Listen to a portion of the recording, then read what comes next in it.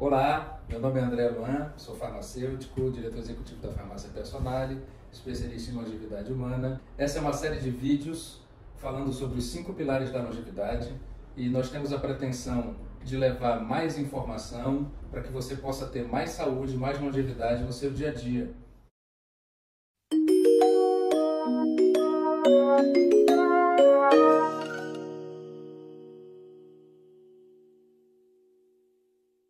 Esse vídeo faz parte da divulgação do curso que eu vou realizar em parceria com o Estúdio Mormai, lá no Estúdio Mormai, a longevidade humana, como dar um reset na sua saúde para viver mais. E hoje nós vamos conversar sobre sono, que é um dos 5 pilares da longevidade, talvez um dos mais importantes, né? Eu vou conversar aqui com a doutora Elisa Reis, ela é geriatra, médica geriatra, e tem muito para falar com a gente sobre sono, né? É verdade. Elisa, a gente já se conhece há muitos anos, né? Vale o quê? Uns 10 anos já? Eu acho que quase o dobro disso. Eu era bem pequena. E essa caminhada da longevidade humana já vem de longa data, né? Fala um pouco da tua experiência e da tua trajetória. Bom, primeiramente eu quero agradecer o convite da Personale, do Estúdio Mormai, para falar sobre esse assunto que é tão importante e tão negligenciado, que é o sono, e parabenizar pela iniciativa do curso. Eu acho que é muito importante essa iniciativa educacional, porque para a gente mudar o que é visível, a gente precisa primeiro mudar o invisível e a mentalidade entra aí. Então, parabéns à Personale, parabéns ao Estúdio Mormai. E realmente, a gente já se conhece há bastante tempo, né, André? Eu comecei os estudos da longevidade, da medicina integrativa em 2009 e ao longo desse tempo, nós aqui da Clínica Avantes, eu e meu marido, Ricardo Rocha, nós fomos os precursores, os pioneiros, né? E realmente é muito satisfatório saber que esse movimento cresceu tanto e hoje em dia as pessoas estão mais interessadas na saúde do que na doença. E eu acho que quando a gente trata a saúde, sobra pouco espaço para ter que tratar a doença. E nada mais importante do que você ter tempo para restabelecer o corpo, você ter tempo para reestruturar os danos causados no dia a dia. E eu acho que o sono cumpre bem com esse papel, né, André? E vocês recebem muitos pacientes aqui com problemas de sono, com problemas de organizar o ciclo circadiano?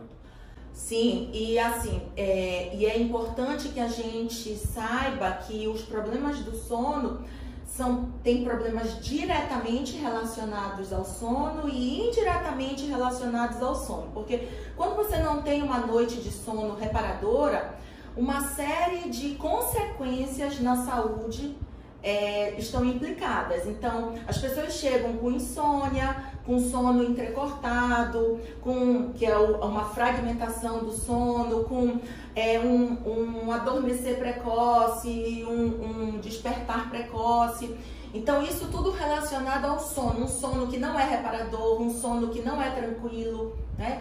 E também outros problemas indiretamente relacionados ao sono, que é perda de memória, alteração da saúde mental, como depressão, ansiedade, cansaço, está muito relacionado ao sono. Então, uma pessoa que tem microssonos ao longo do dia, sonolência, acidentes de trânsito estão muito mais relacionados à privação de sono do que à ingesta de bebida alcoólica, mas esses problemas que são indiretamente implicados à privação de sono, muitas vezes eles não são levados a sério e tratados com uma rigorosa atenção. E fala um pouco pra gente sobre o ciclo circadiano. Eu falei aqui rapidamente, acho que as pessoas não entendem direito o que é o ciclo circadiano. Eu sempre digo para os meus pacientes que nós somos seres rítmicos e solares, seres de luz, vamos dizer assim, metaforicamente, né? Então, a gente sabe que a gente tem um ciclo de 24 horas ao longo do dia, né? A gente tem o período de claridade, o período de escuridão, e esse é o ciclo de 24 horas.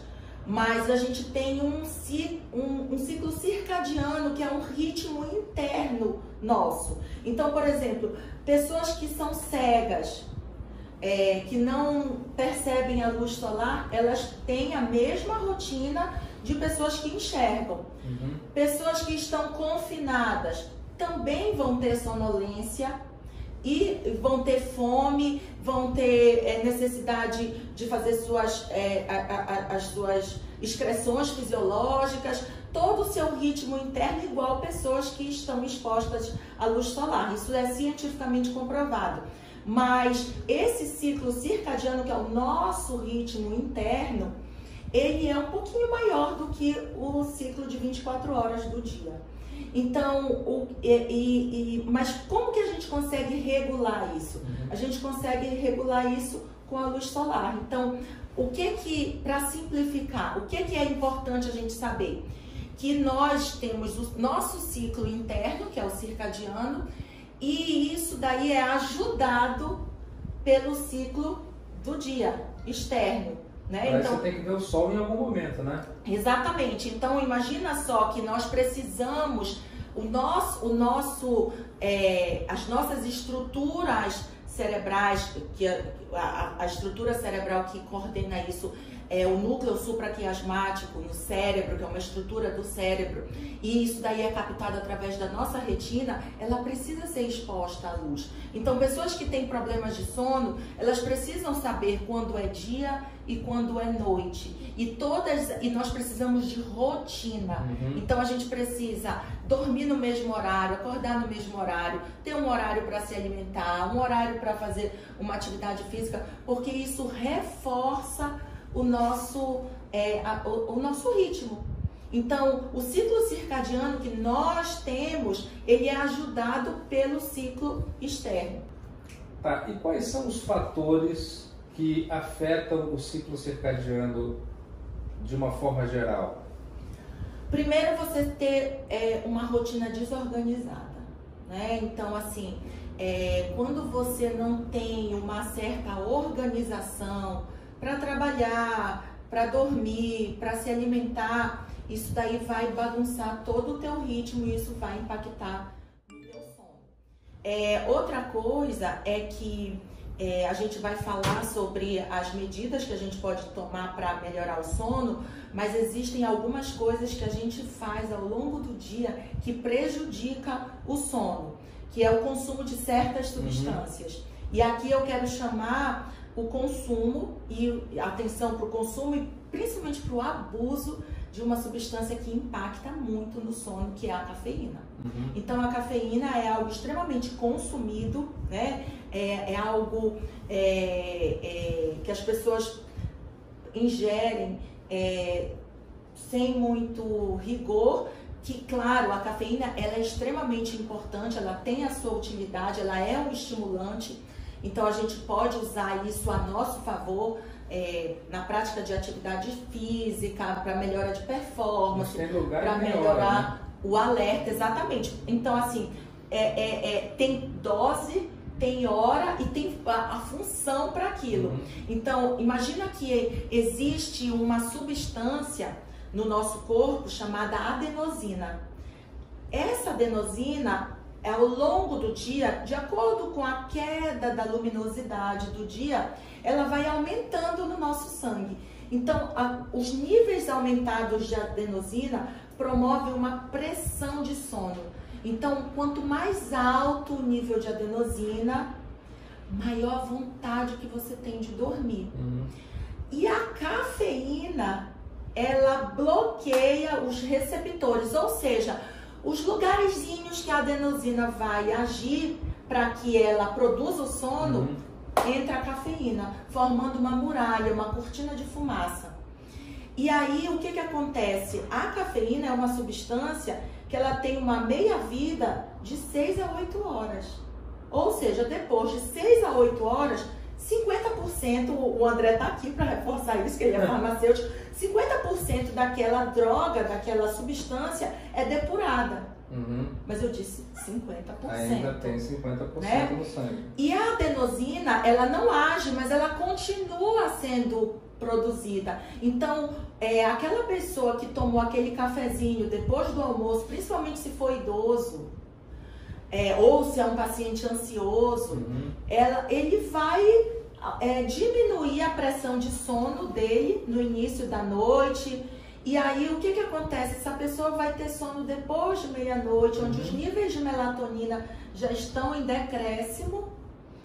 E aí, o que acontece? Ela vai querer dormir mais pro final da noite e pro início da manhã. Acorda sonolenta, já perdeu o horário e para se manter acordada precisa de mais cafeína. Então, vai criando uma resistência, justamente porque ela está com níveis aumentadíssimos de adenosina, e quando aqueles receptores são liberados, aí entra um monte de adenosina, provocando uma sonolência, uma queda de atenção, uma queda do alerta, e essa pessoa entra num ciclo vicioso de tomar muito café para ficar muito acordada, e quando passa o efeito tem que tomar mais café ainda. Então é muito importante que a gente saiba usar a cafeína a nosso favor. E não é só o café, né? Tem cafeína em vários outros lugares, né? Bem lembrado. Lembrando para aquelas pessoas que já estão pensando assim, mas o meu café é descafeinado. É descafeinado. Tem menos cafeína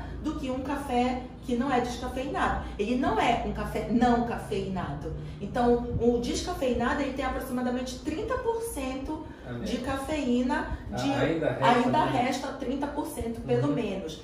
Outra coisa, chá verde, chocolate, algumas medicações. Então, às vezes, medicações para dor de cabeça tem cafeína, e a pessoa está tomando aquilo ali à noite e não sabe porque está com sono. Algumas medicações para o coração, alguns antiarrítmicos, medicações para asma podem causar uma diminuição no sono. E além disso, além da cafeína, a nicotina. Então, os fumantes também têm uma certa dificuldade para dormir, porque a nicotina é um estimulante.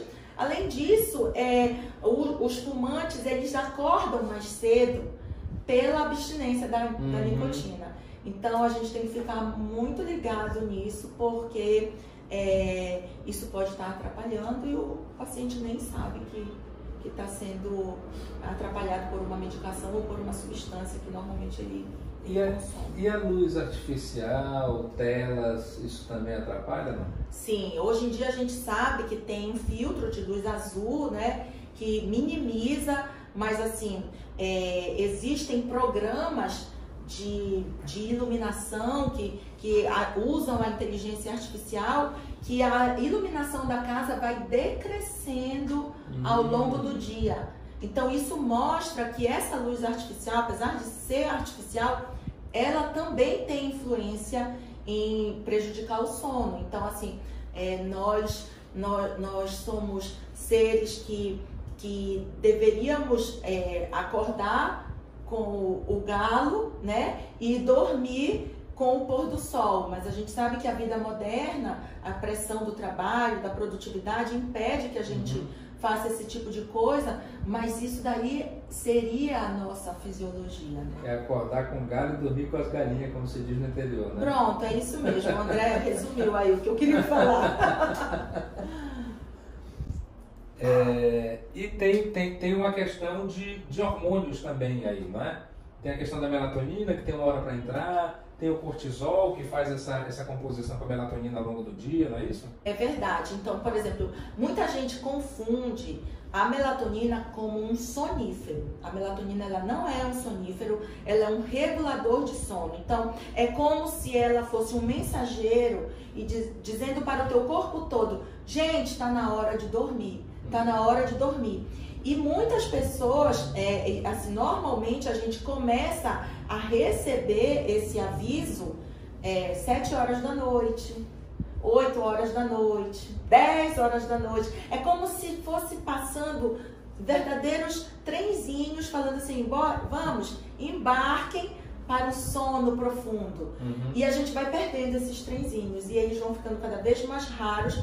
Então, assim, próximo de 4 horas da manhã, entre meia-noite e 4 horas da manhã, isso também é um pouco individual, são os picos de melatonina. Então, se você não dormiu nesse período, você não vai entrar em sono REM, você não vai ter aquele sono profundo, porque a gente sabe que com o envelhecimento, a nossa eficácia de sono vai diminuindo. Então, o que seria a eficácia de sono? O tempo que você dorme quando você está deitado. Então, os adolescentes, eles têm uma eficácia de sono de 95%. Então, 95% do tempo que eles se deitam para dormir, eles dormem. Os adultos mais velhos, os idosos, essa eficácia já pode cair de 70 para 50. Imagina, você já tem uma eficácia pequena e você não escuta os avisozinhos da melatonina e não se recolhe para dormir. Muita gente tem despertador para acordar, mas a gente deveria ter um despertador para dormir e para acordar. Então, assim, a gente vai perdendo os avisos de sono e a gente vai se distraindo, vai fazendo as coisas, vai trabalhando e tudo. E muitas vezes a gente já não tem uma estrutura propícia para o sono profundo. Então, assim, a melatonina é algo que ajuda muito, que ela deve ser consumida no escuro. Então, não adianta a pessoa tomar melatonina e ficar no celular, porque ela não vai criar condições para escutar o aviso do sono, né? Outra coisa é o cortisol. A gente sabe que o cortisol é o hormônio do estresse, né? É importante que a gente tenha cortisol, porque o cortisol, ele nos move, né? Mas isso é importante ao longo do dia, enquanto a gente está desperto, acordado. Mas muitas pessoas têm níveis altíssimos de cortisol à noite. E isso já deveria estar crescendo. E quando sobe a melatonina, já era para estar descendo o cortisol. Mas as pessoas estão ali deitadas e elas estão numa maratona mental de pensamentos, pensando muito, arquitetando. E isso aumenta cortisol, aumenta a adrenalina. É como se a mente estivesse avisando para o corpo que ele tem que fugir, que ele tem que lutar, que ele tem que construir um muro. E, no entanto, ele tinha só que dormir.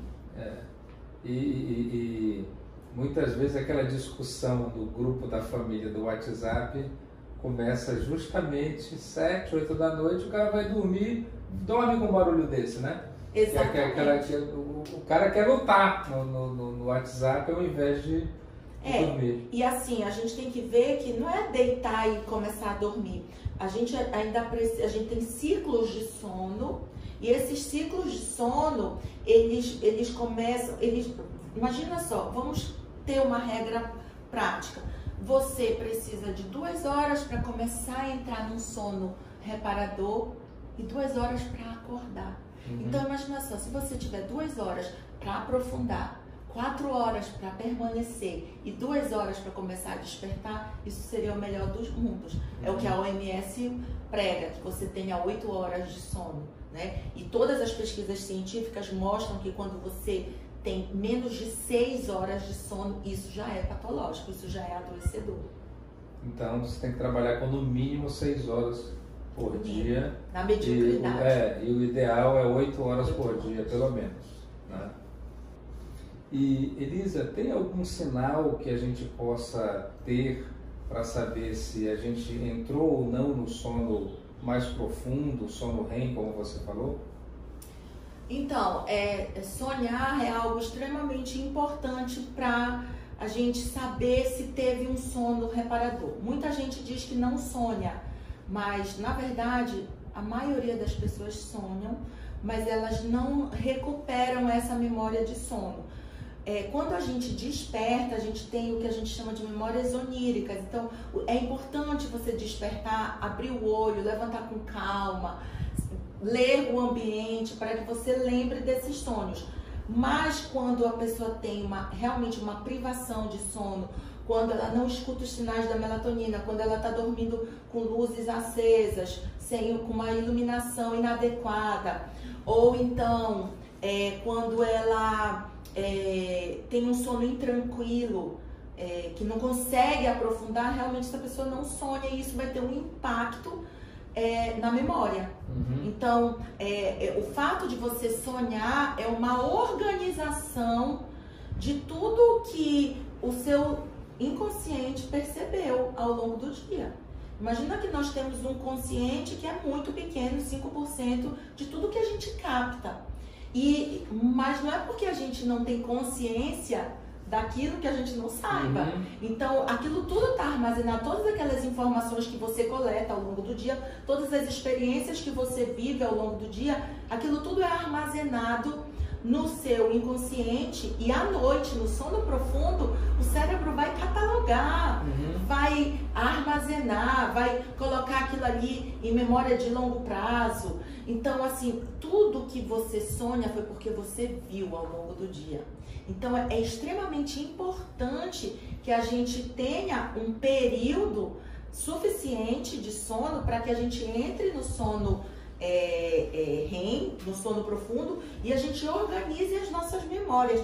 E é aí que está a grande questão dos soníferos, dos hipnóticos. Então, tem pessoas que só dormem com faixa preta, com medicações tarja preta, com hipnóticos, com Zolpidem, com Rivotril, com Clonazepam, ou os benzodiazepínicos de uma forma geral.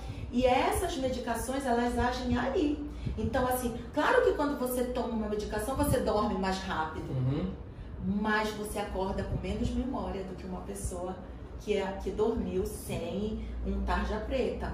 Então, por isso que essas pessoas, na maioria das vezes, elas dormem, mas elas não têm um sono reparador. Elas não têm conexões, os remedinhos hipnóticos, eles diminuem o que a gente chama de conexões mnemônicas, conexões de memória. Então, é extremamente prejudicial tomar medicação. E às vezes as pessoas tomam medicação muitas vezes por necessidade. Então, existem doenças mentais que a gente realmente precisa dar um descanso para a mente, mas muita gente toma medicação por acomodação, porque não fez a higiene do sono, porque não tomou as medidas para ter uma noite de sono reparadora. Então, é de assustar mesmo, porque a gente sabe que muita gente chega com problema de memória e aquela pessoa não tem um Alzheimer, ela não tem demência, ela não tem uma doença mental, ela tem privação de sono, ela tem insônia. Isso é muito, muito sério, né? E isso reduz também o repertório da pessoa, né? Porque criatividade, a ousadia tem a ver com repertório também. E repertório tem a ver com memória, né? Exatamente. Então, a gente tem uma área do cérebro, que a gente é a área do frontal, os lobos frontais, e tem uma área muito, muito, muito importante, muito nobre do cérebro, que é o córtex pré-frontal dorso lateral, que ele é responsável pelas funções executivas. Então, criatividade, discernimento, memória, tomada de decisão. E essa área também é uma área muito importante para o sono profundo. E essa área é muito suscetível ao estresse. Então, eu digo sempre que é a última área que amadurece no cérebro e a primeira que apodrece. Então, problemas de memória estão relacionados com problemas de sono. Saúde mental está relacionado com qualidade de sono. Um paciente com Alzheimer, você vai fazer uma história, vai colher a história dele e você percebe que era um paciente que não dormia direito. Um paciente com um estágio avançado de demência, ele não dorme, ele tem que tomar medicação para dormir. É uma queixa muito frequente da família. Então, é algo que a gente precisa realmente estar atento. É a nossa qualidade de sono, é o quanto de reparo nós estamos conseguindo com o sono. E é o que você fala, né? É muito negligenciado mesmo, né? Tem pessoas, inclusive, que acham que é perda de tempo você dormir, né? A gente vive numa sociedade que prega muito produtividade, né? Então, assim, as pessoas valem o que elas produzem. E quando você está dormindo, você está perdendo tempo, você não está produzindo. E é exatamente o contrário. Então, se você tem uma qualidade de sono bom e um número de horas suficientes, você consegue produzir muito mais em menos tempo, com mais eficácia, com mais criatividade.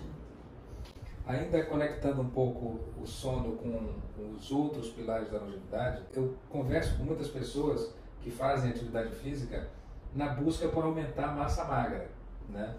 E aí elas malham, elas fazem o que o nutricionista manda fazer, elas tomam um suplemento e a massa magra não aumenta. E ninguém pergunta para elas como é que está o sono. Tem alguma influência? Tem. Então, assim, o sono ele vai impactar em todos os outros pilares. Porque, por exemplo, você precisa comer direito, mas uma pessoa que não dorme, ela não tem ação de leptina, ela não tem saciedade, ela tem aumento de grelina, então ela tem mais fome, ela tem aumento de cortisol, então ela tem aumento da gordura, da massa gorda.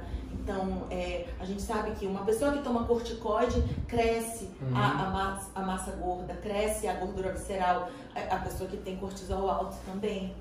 Então, você não dorme, você tem fadiga, você não vai conseguir ter uma eficácia, uma performance de treino.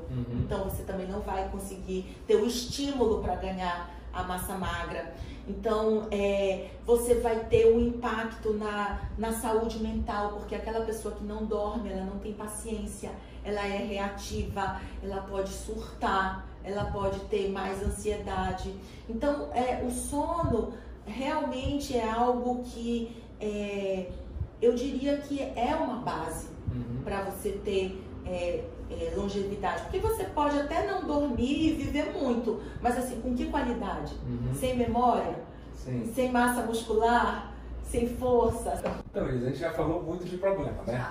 Agora vamos encontrar uma solução para esse povo. É verdade. Como é que a gente faz para ter algum método, alguma coisa que a gente pode apresentar para melhorar a qualidade e a quantidade do sono? Eu acho que a primeira coisa é a gente fazer um inventário dos nossos hábitos, né? Então, eu falei para vocês que existem duas grandes expressões de sono, que é o nosso ritmo interno e a luz solar, né? Então, a gente precisa ter rotina. A gente precisa dormir no mesmo horário e acordar no mesmo horário, para a gente regular esse nosso ritmo interno. A gente precisa se expor de dia à luz solar e à noite ao sereno e não se expor às luzes artificiais. É importante que a gente evite o consumo de qualquer substância que vá prejudicar o nosso sono, como cafeína, nicotina, refrigerantes à base de cola, medicações. É importante que a gente evite ao máximo tomar os hipnóticos, as medicações tarja preta ou os remédios destinados a induzir sonolência, que são controlados porque eles agem na memória. Um outro aspecto muito importante é a alimentação. Então, tome muito cuidado com o que você come antes de dormir. Então, alimentações muito volumosas, de difícil digestão, elas induzem uma certa dificuldade para dormir e um sono que não é reparador. Porque imagina só, a digestão é algo urgente. Então, à noite, a gente quer, através do sono, se detoxificar, se reparar. Então, limpar o corpo, né? À noite, imagina que no cérebro, grandes cisternas são abertas e o cérebro é lavado pelo líquido cefalorraquidiano, que é aquele líquido que fica na nossa espinha. Então, imagina que aquilo ali é extremamente importante para tirar as proteínas mal formadas, as proteínas oxidadas no cérebro. E aí, de repente, aparece uma picanha no teu estômago, que ela tem uma digestão de 6 a 8 horas e o corpo fala assim, vamos recrutar todas as nossas forças para digerir essa picanha e esse reparo vai ficando para depois. Além disso, você fica num sono superficial. Então, assim, tenha refeições mais leves, pelo menos 2 a 3 horas antes do horário pretendido para dormir. Muito cuidado com o consumo de álcool. Muita gente bebe para relaxar, você vai relaxar se você consumir álcool, mas também você não vai entrar em sono REM. Então você não tem um sono profundo, um sono reparador. E além disso, depois que o fígado depura aquele álcool, as pessoas tendem a acordar de madrugada. Então é importante que você tome muito cuidado com o consumo de álcool antes de beber. Tenha um despertador para iniciar a hora de dormir. Existem despertadores no celular que você programa a hora para dormir, na hora que é para dormir já fica em preto e branco a tela. Então ninguém gosta de ficar no celular preto e branco, então isso é uma boa alternativa. Tenha cuidado com o ambiente. Então a iluminação, não confunda o seu cérebro, não leve notebook, material de trabalho para sua cama, porque aquilo ali é um lugar onde eu sempre digo que o quarto foi feito ou para namorar ou para dormir. Então, assim, não coloque outras tarefas para que o seu cérebro se confunda. Eu sempre digo que cada lugar um hábito.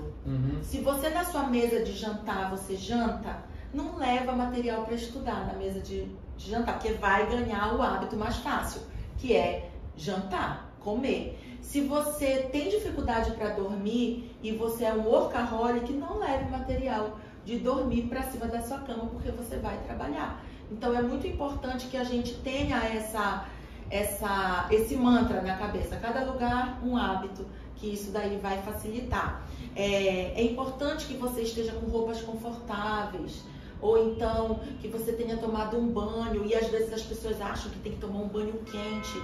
Você na verdade precisa baixar a temperatura corporal, porque uma temperatura corporal mais aumentada indica que você está pronto para o trabalho, está pronto para a luta. Então baixa a temperatura corporal, então assim, nem muito gelada e nem muito quente a água, porque também a água gelada vai causar um desconforto e isso daí pode aumentar o teu cortisol.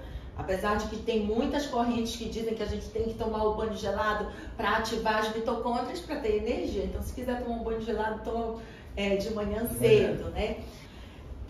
E assim, eu acho que o que fica de mensagem final é que, imagina só você pensar num remédio que vai te dar mais saciedade, que pode diminuir a tua massa gorda, aumentar a tua massa magra, melhorar a tua memória, te deixar com a pele melhor, antioxidar teu corpo, evitar doenças como cânceres, diabetes, doenças degenerativas, te deixar mais descansado, com mais energia e ainda é de graça. Meu Deus, ainda deixa a pele boa, né? Então assim, o sono é tudo isso e está no nosso alcance. Eu acho que o que falta é a gente olhar, nós profissionais de saúde, dar a verdadeira importância para o sono e os pacientes, os nossos clientes aprofundarem o conhecimento, a educação sobre a importância do sono e reivindicarem isso. Porque por mais que o médico, eu sempre digo que o médico cuida, mas quem se cura é o próprio paciente. Então, o médico tem que orientar, mas o paciente tem que entender que o sono é vital, que 1/3 da nossa vida a gente precisa dormir e isso não está à toa na nossa biologia. O médico mostra o caminho, né? Mas a gente tem que traçá-lo, né? Gente, isso não foi uma entrevista, né? Foi uma aula sobre sono, sobre fisiologia, sobre metabolismo, sobre tanta coisa. Eu queria agradecer muito a doutora Elisa, mas antes de encerrar, eu queria perguntar como é que a gente faz para te encontrar. Bom, primeiro me sigam nas redes sociais, né? A gente tem o perfil da clínica, Avantes Clínica, e tem o meu perfil, que é a doutora Elisa Reis. E a gente atende, eu e meu marido, que também faz o mesmo trabalho que o meu, na Clínica Avantes, na Travessa Van de Kock, 1211. e será um prazer cuidar de você. Tem algum contato? Tem algum telefone? O telefone é DDD 91 3225 1858 e o celular 99162 9780. Nós fazemos consultas presenciais e online também, porque depois da pandemia todo mundo começou a fazer online e os pacientes gostaram dessa opção, né? E tá dando certo. Que bom, que bom. Bem, nós estamos chegando ao encerramento, né? E eu queria lembrar mais uma vez que esse momento, essas entrevistas fazem parte da divulgação para o curso Longevidade Humana, como dar um reset na sua saúde para viver melhor. Se você já quer se inscrever, o link está na descrição desse vídeo. Muito obrigado, Elisa, por esse momento. E não esqueça, curte, compartilha, segue o perfil.